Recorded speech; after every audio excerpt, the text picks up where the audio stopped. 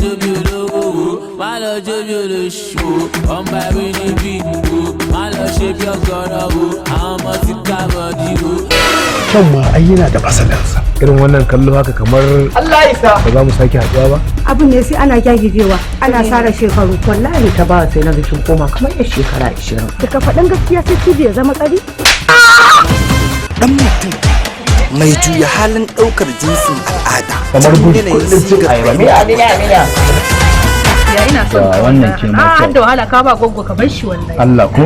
To ba komai nagode. Ayaba zumunci. Sun shirye shiri cikin yanayin shirin damfara don Ka zama kadina fa. suwa ne. Kun fi karfin hukuma ne? Ba ko ban ma warkiya ne babu abin da ya dame ni. ita fitina a kwance take duk mai tayar da ita Allah ya tsine masa. Wanzartuwar dabarun shirin yana da labarin suna kamar ture ka gatsiya. Sai ka rika wani magana won. Ke man na yi miki wan.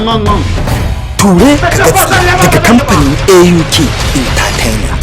Karkare na a daidaita sau akwai wanda suka je makama da a daidaita sau. Kai da sai ka tafi can kai ka je ka kare a mame. Ture ka gatsiya.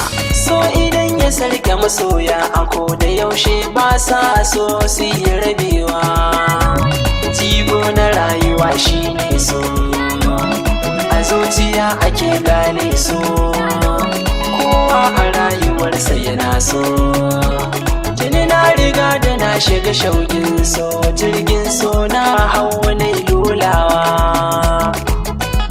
Ture ka gatsiya. Kakana fa na ba naira 20,000 na zance a kawo min. Kuma ta ce ba a kawo kuɗin auren nan gidan ba an mata aure. Aure na Allah ne wanda Allah ya ga dama da shi zaki yi. Dole mu taɓa ganin wahalhalun duniya ya dame mu. Dole mu ga azabar bakin cikin alkali, bacin ran ma'aikata.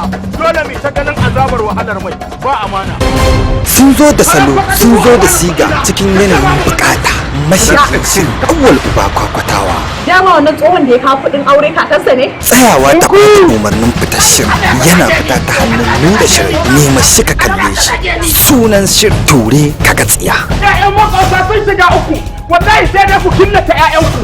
Duk mai ƙaya kinnata ɗansa, duk mai ƙaya kinnata iyalinsa. Sai an maimaita abin da aka maimaita 1998 a bikin sallan mawo ana bikin sallan na kasamu.